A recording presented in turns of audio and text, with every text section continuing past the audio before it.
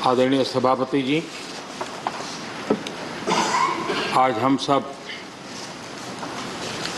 सदन के सभापति और देश के उपराष्ट्रपति आदरणीय श्री वेंकैया नायडू जी को उनके कार्यकाल की समाप्ति पर उन्हें धन्यवाद देने के लिए उपस्थित हुए हैं।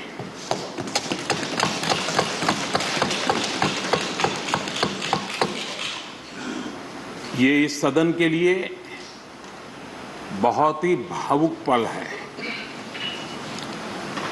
सदन के कितने ही ऐतिहासिक पल आपकी गरिमामय उपस्थिति से जुड़े हुए हैं।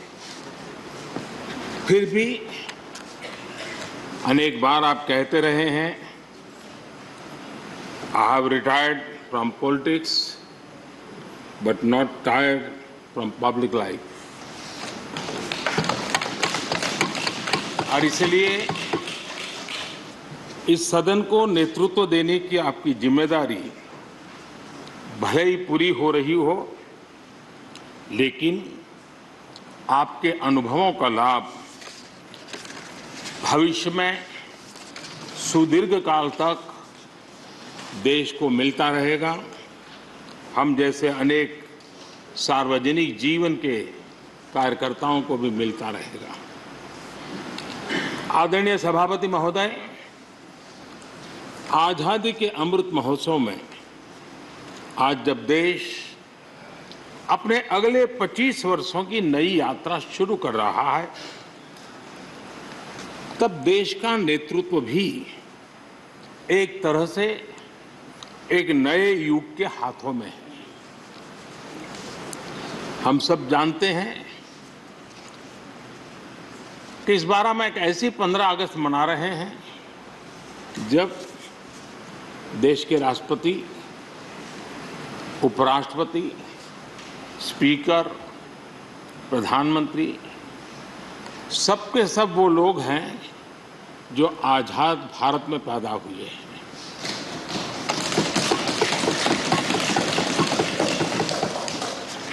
और सबके सब बहुत ही साधारण पृष्ठभूमि से आते हैं। मैं समझता हूं उसका अपना एक सांकेतिक महत्व है, साथ में देश के नए युग का एक प्रतीक भी है। आदरणीय सभापति महोदय, आप तो देश के एक ऐसे उपराष्ट्रपति हैं जिसने अपनी सभी भूमिकाओं में हमेशा युवाओं के लिए काम किया है। आपने सदन में भी हमेशा युवा सांसदों को आगे बढ़ाया, उन्हें प्रोत्साहन दिया। आप लगातार युवाओं के संवाद के लिए यूनिवर्सिटीज और इंस्टीट्यूशंस लगातार जाते रहे हैं। नई पीढ़ी के साथ आपका एक निरंतर कनेक्ट बना हुआ है और युवाओं को आपका मार्गदर्शन भी मिला है और युवा भी आपको मिलने के लिए हमेशा उत्सुक रहे हैं। इन सभी संस्थानों में आपकी लोकप्रियता भी बहुत रही है।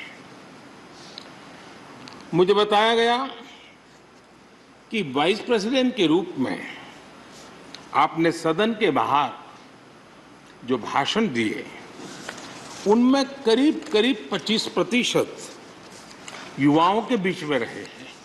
ये भी अपने आप में एक बहुत बड़ी बात है। आदरणीय सभापति महोदय, व्यक्तिगत रूप से मेरा यह सौभाग्य रहा है कि मैंने बड़े निकट से आपको अलग अलग भूमिकाओं में देखा है। बहुत सारी आपकी भूमिका ऐसी भी रही जिसमें आपके साथ कंधे से कंधा मिलाकर कार्य करने का भी मुझे सौभाग्य मिला है। पार्टी कार्यकर्ता के रूप में आपकी वैचारिक प्रतिबद्धता रही हो, एक विधायक के रूप में आपका कामकाज हो, सांसद के रूप में सदन में आपकी सक्रियता हो, भारतीय जनता पार्टी के अध्यक्ष के रूप में आपका सांगठनिक कौशल्य और लीडरशिप की बात हो, कैबिनेट मंत्री के रूप में आपकी मेहनत, नवाचार का आपका प्रयास और उससे प्राप्त सफलताएं देश के लिए बहुत उपकारक रही है, या फिर उपराष्ट्रपति और सदन में के सभापति के रूप में आपकी गरिमा और आपकी निष्ठा। मैंने आपको अलग अलग जिम्मेदारियों में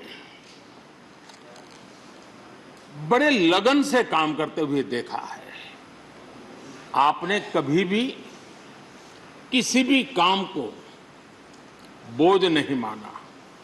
आपने हर काम में नए प्राण फूंकने का प्रयास किया है। आपका जज्बा, आपकी ये लगन हम लोगों ने निरंतर देखी है। मैं इस सदन के जरिए प्रत्येक माननीय सांसद और देश के हर युवा से कहना चाहूंगा कि वो समाज, देश और लोकतंत्र के बारे में आपसे बहुत कुछ सीख सकते हैं।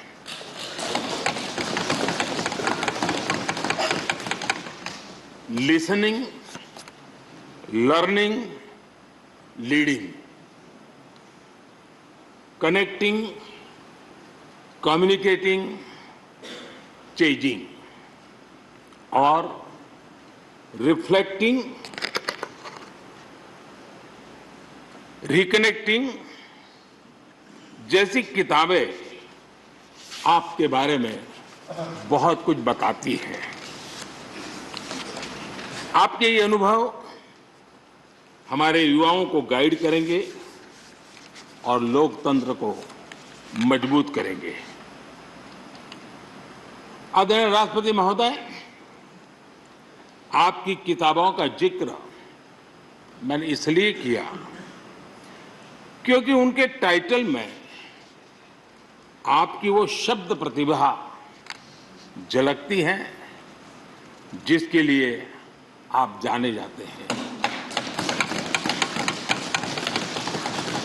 आपके वन लाइनर्स, वीट लाइनर्स होते हैं और विन लाइनर्स भी होते हैं।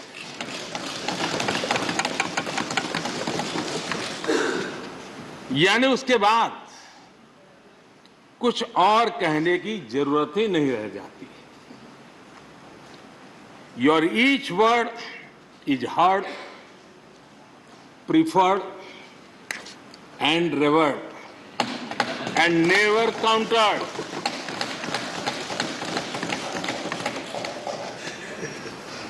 कैसे कोई अपनी भाषा की ताकत के रूप में और सहजता से इस सामर्थ्य के लिए जाना जाए और उस कौशल से स्थितियों को दिशा मोड़ने का सामर्थ्य रखे। सचमुच में आपके इस सामर्थ्य को मैं बधाई देता हूं। साथियों, हम जो भी कहते हैं वो महत्वपूर्ण तो होता ही है, लेकिन जिस तरीके से कहते हैं उसकी अहमियत ज्यादा होती है। किसी भी संवाद की सफलता का पैमाना यही है कि उसका गहरा इम्पैक्ट हो, लोग उसे याद रखें और जो भी कहें उसके बारे में लोग सोचने के लिए मजबूर हो। अभिव्यक्ति की इस कला में वेंकैया जी की दक्षता, उस बात से हम सदन में भी और सदन के बाहर देश के सभी लोग भली भांति परिचित हैं। आपकी अभिव्यक्ति का अंदाज जितना बेबाक है उतना ही बेजोड़ भी है। आपकी बातों में गहराई भी होती है, गंभीरता भी होती है। वाणी में बीट भी होता है और वेट भी होता है, वार्मथ भी होता है और विजडम भी होता है। संवाद का आपका तरीका ऐसे ही किसी बात के मर्म को छू जाता है और सुनने में मधुर भी लगता है। आदरणीय सभापति महोदय, आपने दक्षिण में छात्र राजनीति करते हुए अपना राजनीतिक सफर शुरू किया था। तब लोग कहते थे कि जिस विचारधारा से आप जुड़े थे उसका और उस पार्टी का निकट भविष्य में तो दक्षिण में कोई सामर्थ्य नजर नहीं आता है, लेकिन आप एक सामान्य विद्यार्थी कार्यकर्ता से यात्रा शुरू करके और दक्षिण भारत से आते हुए उस पार्टी के राष्ट्रीय अध्यक्ष के शीर्ष पद तक पहुंचे। ये आपकी एक अविरत विचार निष्ठा, कर्तव्य निष्ठा और कर्म के प्रति समर्पण भाव का प्रतीक है।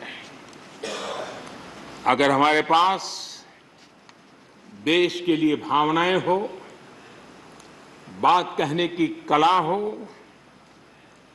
भाषाई विविधता में आस्था हो, तो भाषा क्षेत्र हमारे लिए कभी भी दीवार नहीं बनती हैं।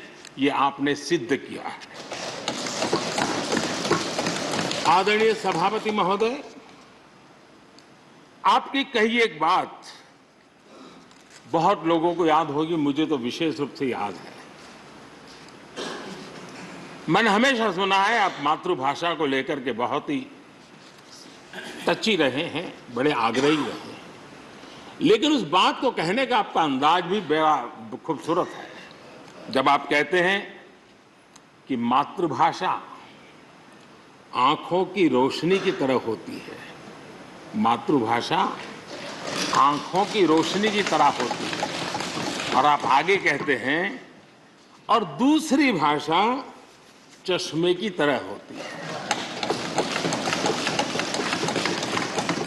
ऐसी भावना हृदय की गहराई से ही बाहर आती है। वेंकैया जी की मौजूदगी में सदन की कार्रवाई के दौरान हर भारतीय भाषा को विशिष्ट अहमियत दी गई है। आपने सदन में सभी भारतीय भाषाओं को आगे बढ़ाने के लिए काम किया। सदन में हमारी सभी 22 शेड्यूल लैंग्वेज में कोई भी माननीय सदस्य बोल सकता है, उसका इंतजाम आपने किया। आपकी ये प्रतिभा, आपकी ये निष्ठा आगे भी सदन के लिए एक गाइड के रूप में हमेशा हमेशा काम करेगी। कैसे संसदीय और शिष्ट तरीके से भाषा की मर्यादा में कोई भी अपनी बात प्रभावी ढंग से कह सकता है, इसके लिए आप प्रेरणापुंज बने रहेंगे। आदरणीय सभापति महोदय, आपकी नेतृत्व क्षमता, आपके अनुशासन ने इस सदन की प्रतिबद्धता और प्रोडक्टिविटी को नई ऊंचाई दी है। आपके कार्यकाल के वर्षों में राज्यसभा की प्रोडक्टिविटी 70% बढ़ी है। सदन में सदस्यों की उपस्थिति बढ़ी है। इस दौरान करीब करीब 177 बिल पास हुए या उन पर चर्चा हुई, जो अपने आप में कीर्तिमान है। आपके मार्गदर्शन में ऐसे कितने ही कानून बने हैं जो आधुनिक भारत की संकल्पना को साकार कर रहे हैं। आपने कितने ही ऐसे निर्णय लिए हैं जो अपर हाउस की अपवर्ड जर्नी के लिए याद किए जाएंगे। सचिवालय के काम में और अधिक एफिशिएंसी लाने के लिए भी आपने एक समिति का भी गठन किया। इसी तरह राज्यसभा सचिवालय को सुव्यवस्थित करना, इंफॉर्मेशन टेक्नोलॉजी को बढ़ावा देना, पेपरलेस काम के लिए ई ऑफिस सिस्टम को लागू करना, आपके ऐसे कितने ही काम हैं जिनके जरिए उच्च सदन को एक नई ऊंचाई मिली है। आदरणीय सभापति महोदय, हमारे यहाँ शास्त्रों में कहा गया है, न सा सभा यत्र न सन्ति वृद्धा न ते ये न वदन्ति धर्मम। अर्थात जिस सभा में अनुभवी लोग होते हैं वही सभा होती है, और अनुभव लोग वही है जो धर्म यानी कर्तव्य की सीख दें। आपने मार्गदर्शन में राज्यसभा ने इन मानकों को पूरी गुणवत्ता से पूरा किया है। आप माननीय सदस्यों को निर्देश भी देते थे और उन्हें अपने अनुभवों का लाभ भी देते थे, और अनुशासन को ध्यान में रखते हुए प्यार से डांटते भी थे। मुझे विश्वास है कि किसी भी सदस्य ने आपके किसी भी शब्द को कभी अन्यथा नहीं लिया। ये पूंजी तब पैदा होती है जब व्यक्तिगत जीवन में आप उन आदर्शों और मानकों का पालन करते हैं। आपने हमेशा इस बात पर बल दिया कि संसद में व्यवधान एक सीमा के बाद सदन की अवमानना के बराबर होता है। मैं आपके इन मानकों में लोकतंत्र की परिपक्वता को देखता हूं। पहले समझा जाता था कि अगर सदन में चर्चा के दौरान शोरगुल होने लगे तो कार्यवाही को स्थगित कर दिया जाता है, लेकिन आपने संवाद, संपर्क और समन्वय के जरिए न सिर्फ सदन को संचालित किया बल्कि उसे प्रोडक्टिव भी बनाया।